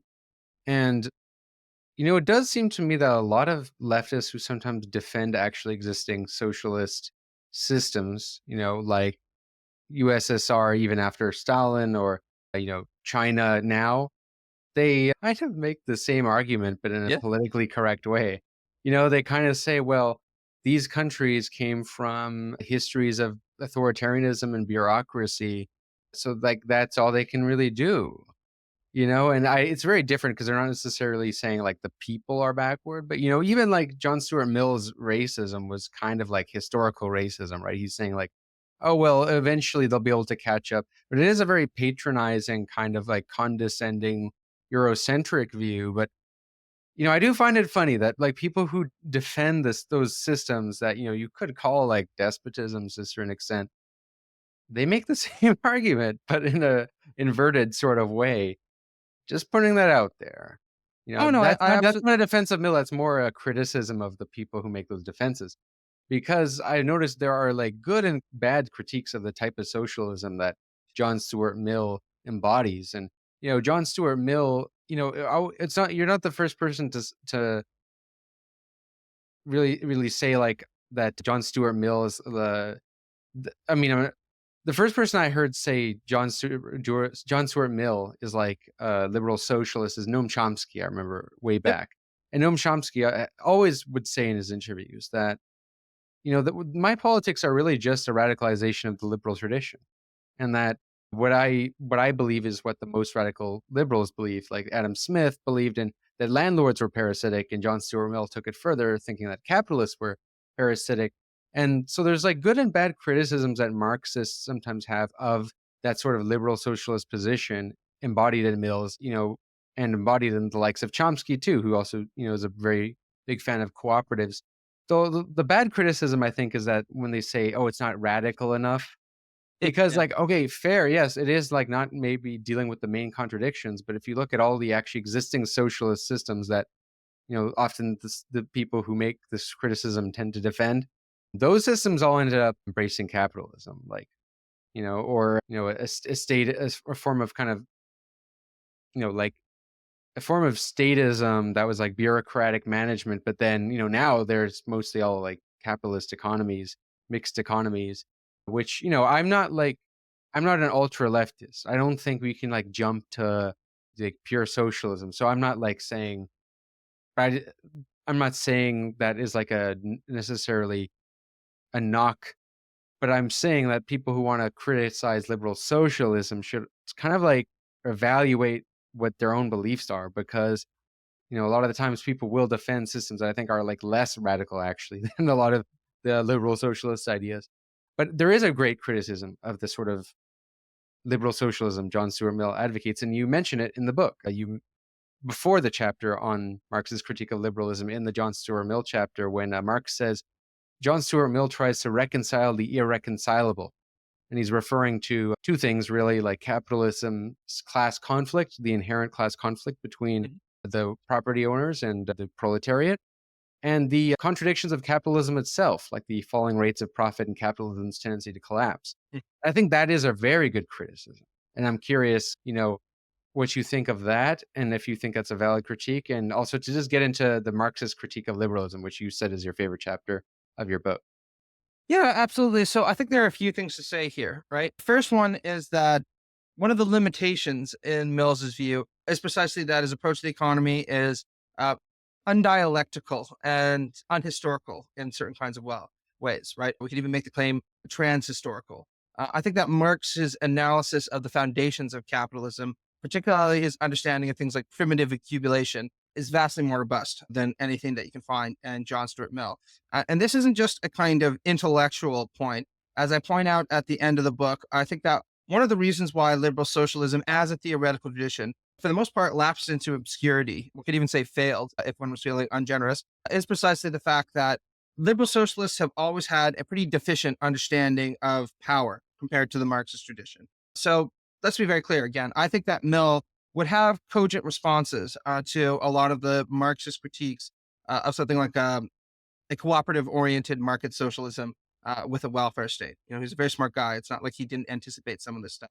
But I do think that his understanding of the forms of domination, particularly global domination that emerge in capitalism, was highly deficient. And to the extent he did seem to be at least aware of it, he almost always offered apologias for it, on the basis of, despotism will allow these societies to mature, and then maybe they can move to a kind of good democratic liberal socialism they thought was appropriate for developed societies. And I just can't have any kind of truck with that. Now, in terms of the chapter on Marx, there are a lot of things that I have to say about Marx in the book, but not the least of which was some people asked me, why are you including a chapter on Marx in a book on liberal socialism? Are you trying to make out that Marx was somehow a kind of liberal socialist? Or are you just trying to make out that, you want to appease all the people who just think there has to be a chapter on Marx in a book on socialism? And my response to that is no. I don't think that Marx could accurately be called a liberal socialist. And I definitely don't think that a book on socialism needs a chapter on Marx. But I think that Marx offers something very important to the liberal socialist tradition that it's always lacked, which is precisely this more complicated understanding of power, and in particular, how power emerges from the kind of reified social conditions that are constituted by our embeddedness in certain economic forms of life, which we then replicate in our own behavior and in our own consciousness. And I talk about this in terms of a Marxist phenomenology of power. That's kind of an avenue for research that I want to engage in right now. We don't need to dive too much into it, but for those who are interested in something called Marxist phenomenology of power, check out the chapter. They might enjoy it, right? But in terms of, what Marx himself had to say about liberalism, I follow Igor Shukabroad and others in pointing out that his views were perhaps inevitably a lot more dialectical and a lot more nuanced than some of the most critically minded might suppose, right? So Marx was very critical of the bourgeoisie and, of course, liberal democracy for its fundamental limitations. But in true dialectical fashion, he also pointed out how it was just self-evident to him that bourgeois liberal democracy was the highest form of society that had emerged thus far, and the bourgeoisie was the most revolutionary class to have ever existed. And Marx himself, especially in his early period, but throughout his life, was a consistent defender of many fundamental liberal rights. This included things, of course, like freedom of expression and freedom of the press. There was even a self-serving dimension to this early on because, of course, Marx ran many newspapers that were relentlessly closed down by the Prussian state, French state, the Belgian state, and one can appreciate why he'd be a little bit pissed off at that, right? He also defended things like... he goes to England. That's why he goes to England to finish capital, right? Which is a liberal state where he was allowed to do that, unlike Prussia at the time. Yeah, that's exactly right. And it's not a coincidence, right? That he would go to freedom of speech respecting England rather than wanting to reside in Prussia, where, in best case scenario, he'd wind up in jail for a very, very long time. And of course, when he's in England, Marx goes back and forth between arguing for a kind of reformist approach to socialism that would enfranchising the working class and enabling them to acquire political power that way, and continuing to argue that revolutionary transformation is the only step forward. Now, in terms of how to understand this theoretically, I follow Shukabroad in arguing that when one reads the critique of the Gotha program carefully, what one finds is Marx being quite critical of socialists who argue that it's possible to achieve a kind of millenarian or radical break with previously existing bourgeois society. And I still think this is something that you see quite a lot, especially on the online left, right? This idea that, we're going to year one in, once we have the revolution, all older things are going to be overturned. Liberal society is going to be swept away. We're just going to build an entirely new kind of society.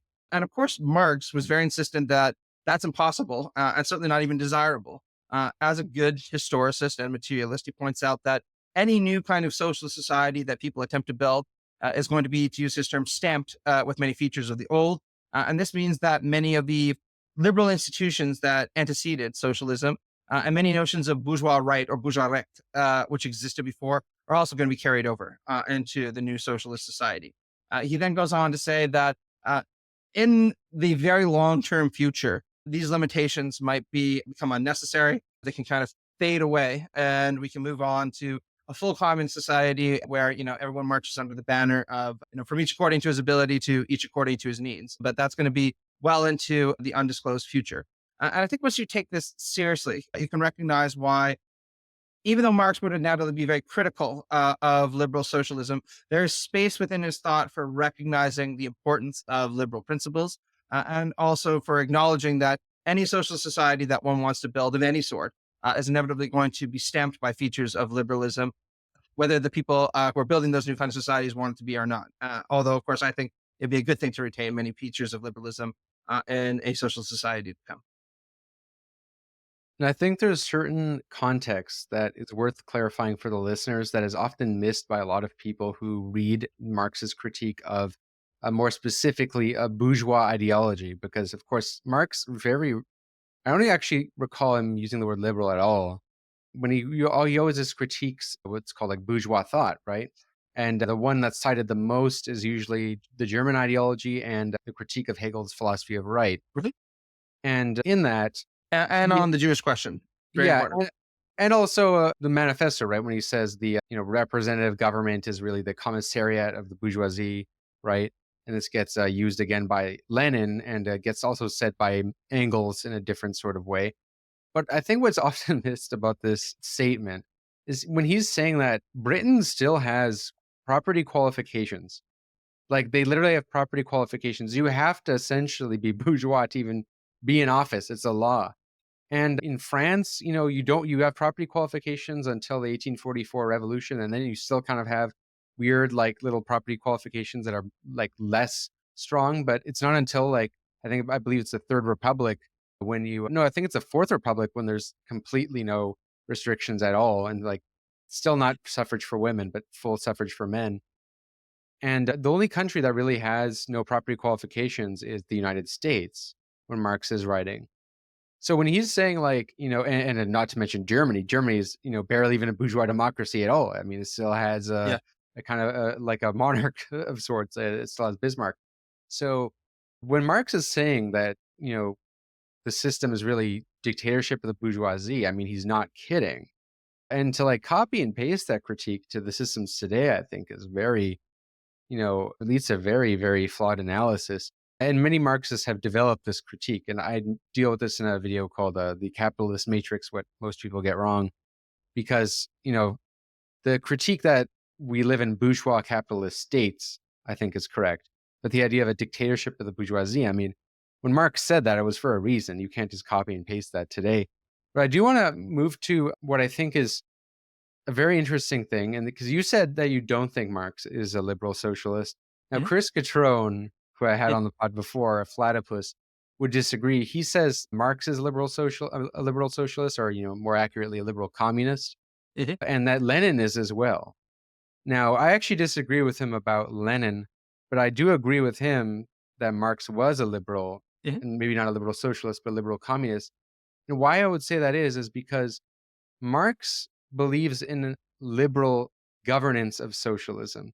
He believes in a liberal society. The only difference is that he doesn't believe in a liberal road to socialism, which I guess would be your reasoning for why he, isn't a liberal socialist, because he distrusts a lot of the institutions of bourgeois parliamentarism. But I would say that, Marx can still be a liberal socialist because liberalism didn't have a liberal road to liberalism. It had a kind of it was a fugitive revolutionary break. And I think inevitably socialism won't really have, if not, I'm not necessarily saying it'll have a completely illiberal road to socialism, but it will end up, it won't be a fully liberal road. There will be kind of violations of the law to get the democratic liberal reforms in, like even Lincoln to really, pass the Emancipation Proclamation. I mean, he's considered one of the most dictatorial presidents because he suspended habeas corpus. He's a very illiberal president in some regards, but he's also the most liberal president in how he governed, in terms of at least in terms of the end goal, right? The end goal of the abolition of slavery. So I think that this liberal governance and the liberal road need to be separate, because I think what a lot of Marxists take issue with liberal socialists, and by extension also democratic socialists of Jacobin, is that the Marxists are more critical, and I think rightly so, that that the bourgeoisie and the people who hold power in society will just voluntarily give it up and play fair.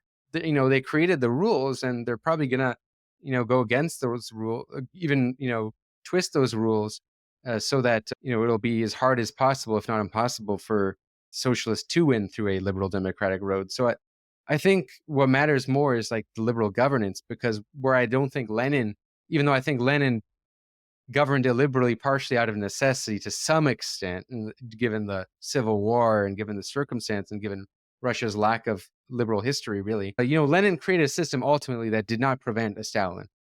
Whereas Marx in the Paris Commune, he's advocating for essentially a kind of radical democracy that's very similar to the likes of democracy that exists in certain states in the Articles of Confederation, like Philadelphia and Massachusetts, but with full universal suffrage.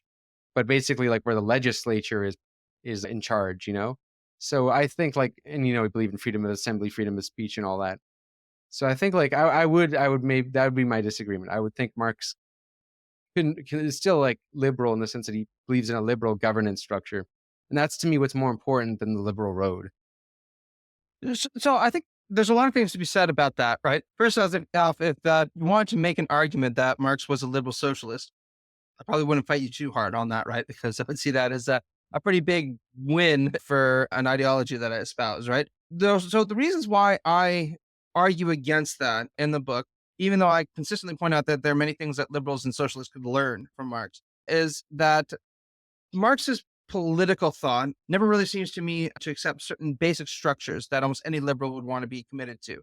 So I'll just be very brief here. In the Communist Manifesto with Friedrich Engels, he's often taken to be arguing for what's sometimes called the kind of democratic centralism, right? This idea that what's later going to be called the vanguard party of the proletariat should seize power, institute a dictatorship of the proletariat, then using state power, liquidate many of the major contours of bourgeois society, and then establish a communist state, right? And that's been widely criticized, even by many communists and Marxists for a long time, as at the very least offering a kind of ideological support for more authoritarian interpretations of Marxism. I don't think I that's just want to ask you to clarify, though. When you mean democratic centralism, do you mean democratic centralism as the organizing principle, i.e. the vanguard party, or do you mean democratic centralism as a form of governance? Because this type of system that gets created under Lenin that gets associated with that is something that isn't really articulated by Marx and Engels, but Marx and Engels do allude to something like a kind of vanguardism, democratic centralism. I mean, it's some people would want to split hairs over whether the Marxist and the Leninist interpretations are different, but yeah, are you talking about just the vanguard organizing structure or the literal form of government? Oh, it's very much more the former, right? I mean, I don't think that Marx goes into great detail, or Marx and Engels, in the Communist Manifesto about the form of government at all in the Communist Manifesto. Like with most of their writings, a great deal of their discussion in that text is about capital and kind of prehistory of communist society through the feudal era, the way that, capital is bringing about a society where everything solid melts into air. Yeah, all the stuff we're familiar with, right?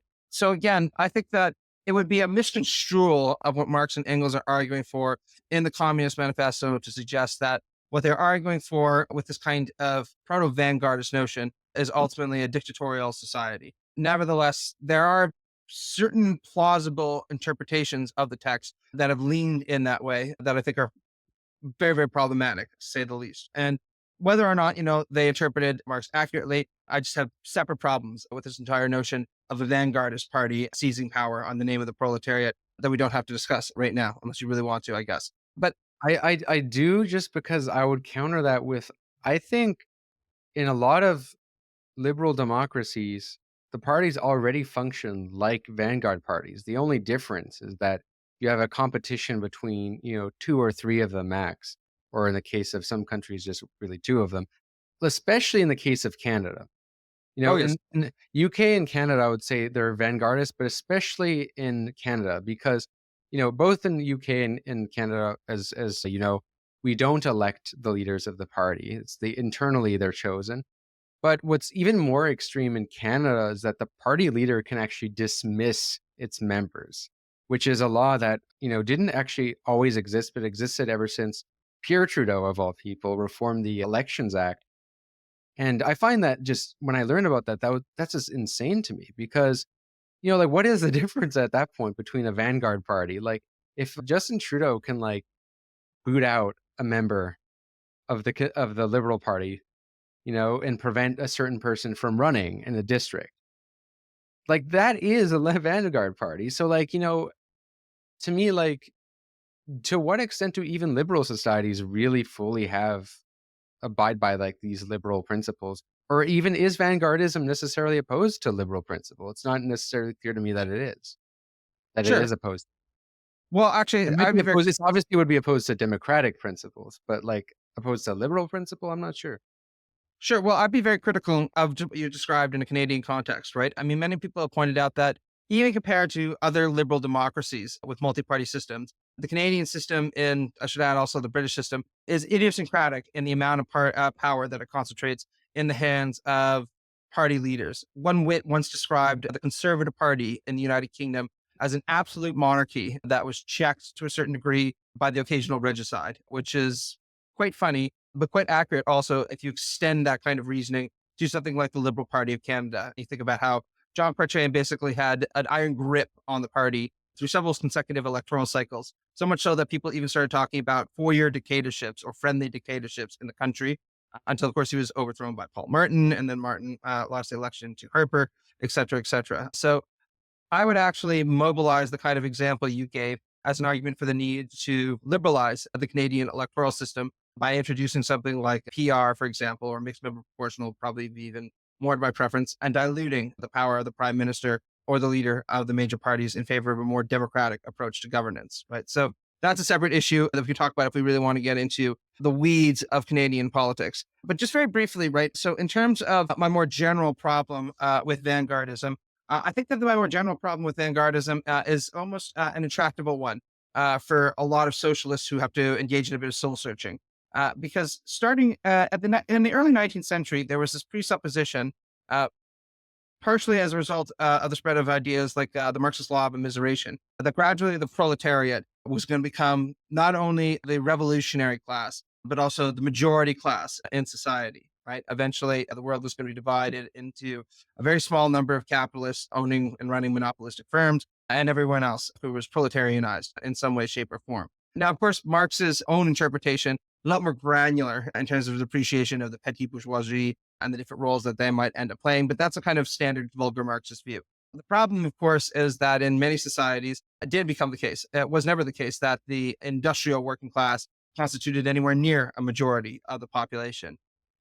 Or for that matter, that many people didn't associate, at least in certain kinds of way, with capitalism and the values espoused by the bourgeoisie. So one way is that classical socialist parties, let's say the Social Democratic parties or the Labour Party in Norway or in Sweden, tried to handle this is by recalibrating themselves, not so much as workers' parties, but as the People's Party, right? Representing the Swedish people as a whole, the Norwegian people as a whole, etc., precisely to try to transcend the limitations that were imposed upon a socialist party that was committed to being exclusively a proletarian workers' party. And people have debated back and forth whether this was a sensible pivot to try to kind of expand your electoral base or expand your base of support, or whether or not it meant that these parties lost their identity as labor parties or as workers' parties.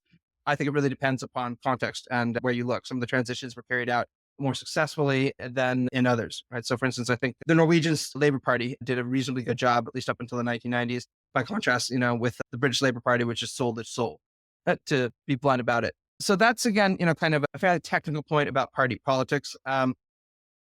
The major problem that this poses, I think, for Marx's theory is once you recognize that it's very unlikely that a vanguardist party is going to genuinely embody the will of everybody or even the will of a majority, because most people aren't going to be proletarian workers, where do you go? So Marx, by the time you get to the Civil War in France, shifts his position quite substantially from the kind of democratic centralism he and Engels argued for in 1848. So in the Civil War in France, the manifesto, right? Just for to clarify for the audience, because that's where like people get the impression that Marx is a big centralist guy.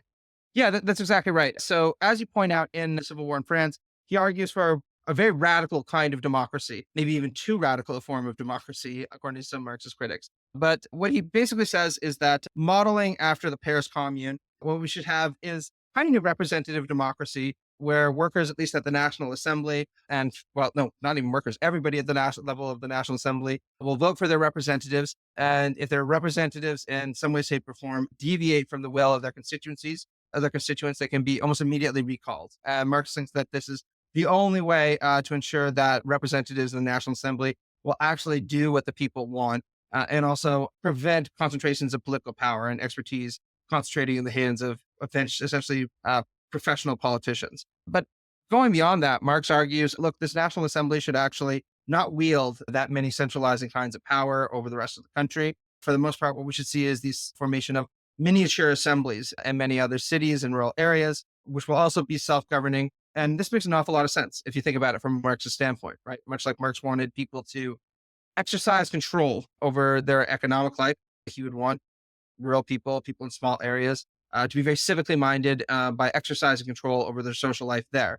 So what exactly the relationship is going to be between the National Assembly and these smaller, more local assemblies is not really very clear in the Civil War in France. But it's quite obvious to me that this hyper-democratic, very participatory, bluntly speaking, very Republican system of governance with all the virtues that entails is the one that he's idealizing. And this is, of course, much more to my taste. And I defend it in the book as a very nice idea, to put it very simply. The two concerns that I have with it, one is efficiency-based, allowing constituents to immediately recall politicians that they don't like when they don't do what they want. Again, it has a nice quality to it, but it could very I do just want to clarify like what the recall means, because I think like some people hearing that thinks that if any constituent just says to the representative, like, I'm not happy that they can resign, it's more like, you know how people sign petitions today on Twitter or Facebook, and if it gets a certain amount, it's supposed to get attention of the representative. Basically, like, people would go to the town halls, and this is like, because this system did exist in many American states prior to the Constitution, but like Philadelphia. And, if people went to the town hall, enough people like signed so like that the representative wasn't doing as they were instructed by their constituents, they would be obligated to resign. So just clarifying that, just because like people might think it's like crazier than it is, like it seems like a crazy system. And the framers of the Constitution, like Madison, did try to portray it that way, to make their case. They try to portray it like it was total anarchy. But like, even historians like Gordon Wood kind of like seem to praise that sort of radical democracy. And, Gordon Wood's very charitable to the founders and framers. Oh, yeah. No, I want to be clear. I think that there are uses for that at a more local level, right? Where it might be possible to have this kind of radically democratic system and where people can kind of swap between political positions in a more fluid way. I'm much more skeptical that something like that could be efficient and not induce the kind of anarchy that you're talking about at the national level, particularly in a reasonably big country like France, let alone a multi-ethnic democracy like the United States. I think that if we're going to try to establish a kind of direct democratic system of the sort that Marx lionized at that point, something like Denmark's Citizens Initiative would be a better start, right? Where voters can literally say, hey, I think that this law should be passed, upvote on it, and then representatives can deliberate upon that in the parliament. So that's one problem that I have with it. The other problem I have with it that Irving Howe points out in his book, in his essay, Liberalism and Socialism, Articles of Conciliation, which is an important piece inspiring the overall book, is that Marx is very, very, very focused on the importance of there being reasonably few checks on legislative power. Quite understandably, because Marx, learned man that he is aware of the fact that, to go back to your early example, bourgeois thinkers like Madison often argued that we should impose checks on legislative power because the legislature is more likely to be the most responsive to democratic will, and consequently, it could potentially be a threat to things like property. And so what we need is a body like the Supreme Court or different anti-majoritarian checks on legislative will, precisely in order to insulate or protect property from too much democracy, effectively. Now, I think that it's a legitimate criticism of Madison and many bourgeois thinkers that they were wary of too much democracy because they were more committed to a proprietarian society. But I also agree with Howe that it doesn't necessarily seem to me that the solution would immediately be to go and say that we should have a relatively unchecked legislature that is not going to have any bounds imposed upon it by, say, the executive branch or by something like the judicial branch. I think that we might need to rethink what the relationship between those branches of government would be in a liberal socialist society, or maybe even think about undoing some of those branches and building any other kinds of safeguards against majoritarian tyranny into the system. But again, this kind of hyper-legislative approach to politics is just one that I think is potentially rife for abuse and something that I think needs to be offset by other concerns. Well, this is a contradiction that does exist, and that is between liberalism and democracy, liberty and democracy. And that's something I might take issue with, is that I notice you use liberalize and democratize kind of synonymously sometimes, whereas I actually do take that almost Tocquevillian position, and Mills's position too, which is that liberalism, liberty, and democracy are in conflict. But the key is not to I tend to be more on the side of democracy, but I'm also on the side of liberty too. So I do agree that there needs to be a balance. But what really does matter is that Marx, he's prioritizing democracy by having the legislature be supreme. But the counter that I would say to why no Supreme Court? Why no Senate, right? Because the Americans adopted the Senate from, looking to Rome, which kind of checked the tribune from really doing anything, so that the rich could run the Roman Republican democracy. I mean, yeah, they didn't call it a democracy back then, but some people debate as to whether Rome kind of was a proto-democracy, but that's another story. Why no Supreme Court? Why no Senate to check the legislature? And I think, well, isn't with recall and instruction, the whole point is that the people check the legislature. And to me, we haven't really seen in history as to whether this works or not. And we don't know if it fails, and we don't know if it works well, but we can say that it's very different from the type of systems that emerge in the actually existing socialism, because it was a dictatorship of the party. Whereas if you have a legislature, even if it's unchecked, it's not like it has there's no dictatorship, because the representatives can, be held accountable by the people who vote them into power, and can, get them out of power if they really, really mobilize together and wish. Whereas a Supreme Court too, even if one does say the argument, okay, there is the argument that what if you have too much democracy and you need a Supreme Court to uphold liberal rights to prevent, for example, racism? What if people vote to kick the immigrants out, or to kill Jews or black people or whatever, which is a real possibility. I just want to say that there is a history of anti-Semitism and the Ukrainian anarchists movement that existed. Very, very big thing. And,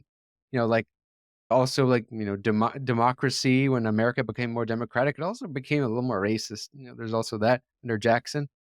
But I would say this Supreme Court, we need to think critically as who is designing the Supreme Court, because it's very clear from just history, from the foundation, that the Supreme Court in most capitalist democracies is designed explicitly to uphold property. So in a socialist society, wouldn't that recall abolishing the existing Supreme Courts? And if you would argue that it's necessary to have one, that it would have to be one that has a fundamentally different constitution.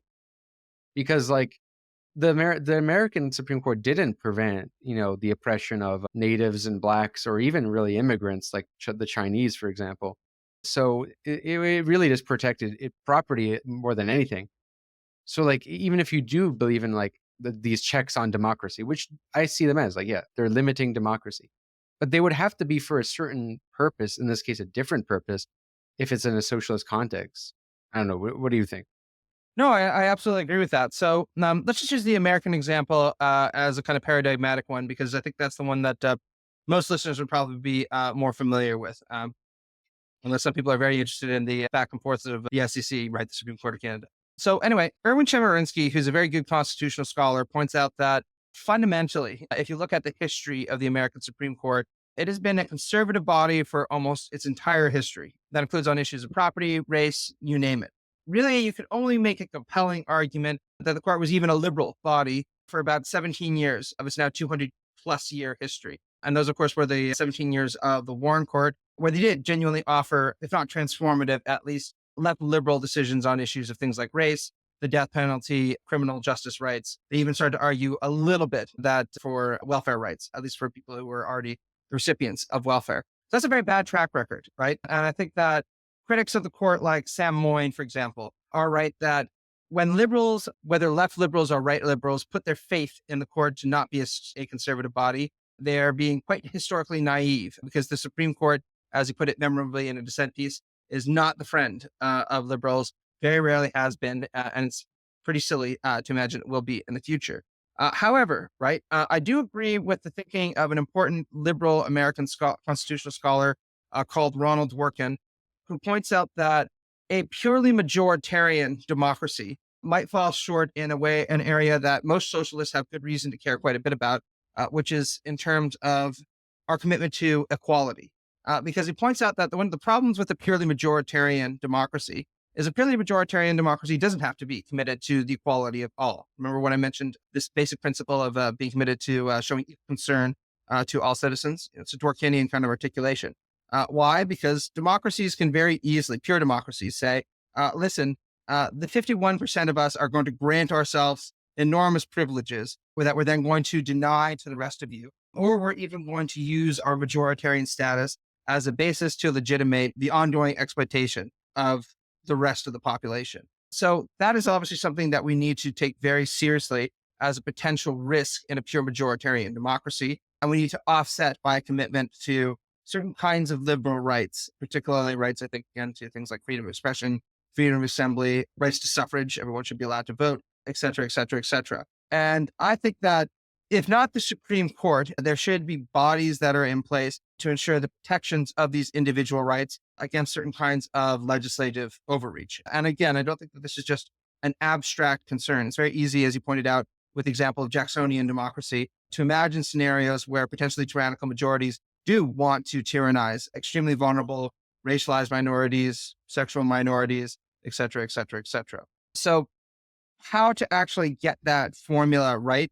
I think that's going to mean, as I mentioned before, rethinking what the relations between different branches of government are going to be. And certainly, I think rethinking what role the so-called judicial branch should play in a liberal socialist democracy. But I don't have a developed enough schema to actually offer you a kind of well thought out alternative. I just think that these concerns are something that I think should be taken seriously.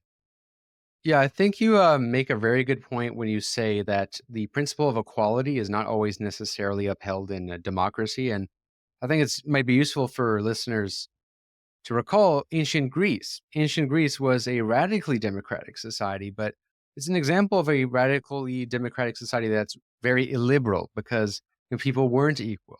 There were slaves, women were totally subjugated, and let alone foreigners, right, who were kind of considered subhuman to a certain extent by the Athenians. And that's worth keeping in mind. And I think it's worth keeping that contradiction. However, the counter, right, I would say is that like restructuring that Supreme Court to serve that purpose, that's the purpose of a new society, would kind of involve a illiberal road to a certain extent, because it would involve violating those institutions. And, something I've really found over time, over and over again in history, is that the most progressive reforms seem to be passed in a way that is kind of a violation of a lot of the liberal norms. Like, you look at not just Lincoln, as I mentioned before, but Roosevelt. Roosevelt threatened to, of course, expand the court to have almost 100 members. Like he basically he threatened to expand it, and then they freaked out and they accepted his demands because of that, right? But, it shows that because he didn't really change it, it didn't solve the problem, because what ends up happening later on is the Supreme Court rules all sort of things that undermine all the progress that was made. Like they allow for Taft-Hartley Act, which pretty much undermines most of the progress the unions made.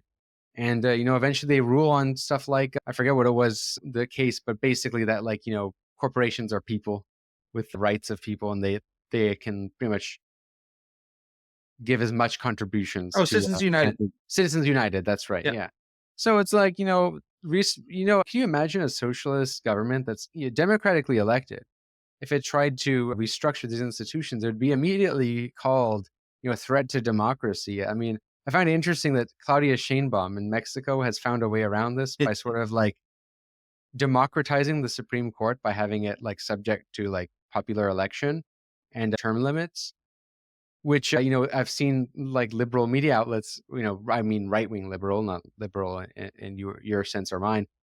They're calling it like, is she a threat to democracy? Might she be undermining democracy? Should we be worried about Mexico? And, I think it is worth like really keeping that separation between between the liberal road to, or the road to liberal socialism and the governance of liberal socialism, because I use those as kind of different. I view those as very different things that should be subjected to different moral judgments. Mhm. And that I'll like to get into in the Backroom, the Backroom episode titled Democratic Socialism or Liberal Communism. Yeah. Stay tuned to hear more on that, more on the nitty gritties. I think these are the difficult questions, I think, which is like, how do you get there? Right. And Oh, yeah. to discuss that. Oh, yeah, without a doubt. So just on the liberalism and democracy question, this isn't just a problem that has been posed by liberal and indeed even socialist thinkers.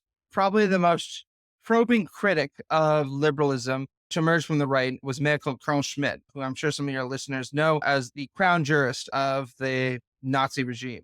A very bad man, there's no doubt about it. But one of the things that Schmitt pointed out is a real puzzle for people who are committed to liberalism and democracy, because Schmitt actually insists that it's liberalism that's committed to equality, not democracy, because democracy is fundamentally anti-egalitarian in the sense that it has to kind of draw a line around a group and say, this constitutes the people, and within the people, there can be equality, but everyone else who is excluded from belonging to the people, they don't get to enjoy the benefits of equality. And this does not have to mean that everybody who is the citizen of a state is included in the people. It can very much mean that the people who are included in the Volk are the only legitimate people who should be entitled to the benefits of democratic participation, and everybody else will be relegated to second-class citizenship, or certainly in the Nazi case, far worse, right? So I think that this tension between democracy and liberalism on the point of equality is an enduring one. And I think that it's getting the balance right between the right amount of liberalism and the right of democracy that will be necessary in order to secure a firm foundation in governance for liberal socialism moving forward, right? But just on the kind of final question that you brought up about how to kind of instantiate such a program and whether or not that would mean fundamental transformations in things like the court system, I don't think that there's any denying that, right? And I think that one of the major problems that liberals have that maybe socialists don't is, as Michael Frieden points out, liberals are almost invariably embarrassed by the fact that power is a fundamental feature of politics. And in order to be politically efficacious, one needs to exercise power, in part because, liberalism, and Schmitt like to mock this also, is quite often allergic to accusations that it's exercising power. Although liberals, of course, as you mentioned, do that all the time and often very hypocritically, I should add. So I would contend that the right way to undertake reforms to move towards liberal socialism is going to mean exercising power to try to democratize areas of life that have not been democratized for a very long time, while ensuring that we retain respect for certain fundamental liberal rights that should be considered sacrosanct, but that do not include a right to expansive ownership of private property and certainly to private ownerships of the means of protection.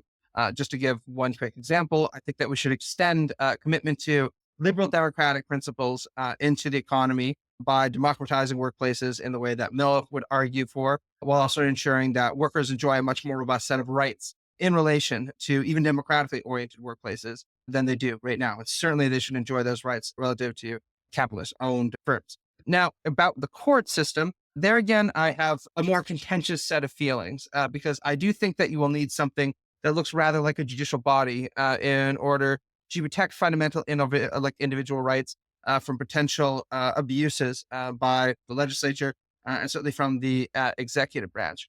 One solution, I think, to the kind of anti-democratic feature that we see, features of courts that we see right now, would be to put a lot more pressure on them through something like the executive branch that would probably end up looking a lot like what Roosevelt threatened to do back in the 1930s. Just saying, if you continue to advance the interests of capital and advance the interests of reactions, even when liberal and progressive majorities don't want that, then we're just going to replace, well, if not replace, we're going to stack the cord until they give us better decisions. And that's, of course, going to provoke an awful lot of controversy, and many people will be extremely angry about it.